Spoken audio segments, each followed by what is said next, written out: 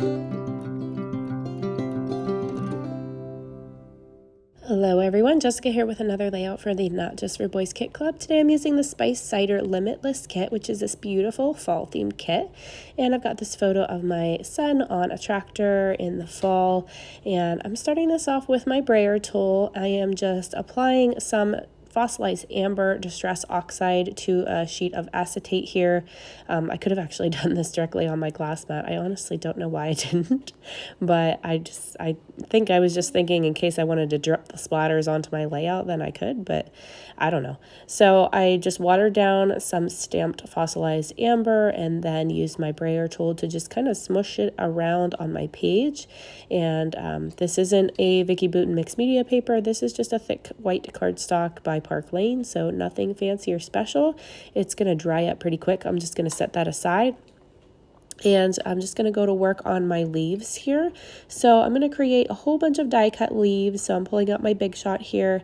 And as you can see, my Big Shot is well loved. I've had it for a long time and it's actually like peeling apart on the handles and the top. So I am just applying my dies by Hero Arts directly down to my magnetic platform. And then I have a magic mat on top of that. So I'm just putting my paper down between those layers and cutting out a whole bunch of leaves and running that through. So here I've got all my leaves cut out and I've cut them in my various patterns of papers from the kit, and I'm just adding a little bit of splatters. I think this one is I can't even remember what that color is. I think it was I don't think it was Fossilized Amber. I think it was Crackling Campfire, if I remember right. But I added some splatters in that color, and then I also added some splatters in some gold Heidi Swapp color shine. And then I have this scrap left over from adding some other photos with from another layout, and I am just going to use this. It actually still has the branding strip attached to the top, and I really like the way that it looks, so I'm going to use that behind my photo and just stagger it a little bit on there. So I just cut that to go behind my photo, and I'm just going to start pulling in some leaves. I'm going to look through this little pack of die cuts to see if there's anything else I want to add to my layout, or if there's a title in here that I can use, which I do find one, so I find something that works pretty good.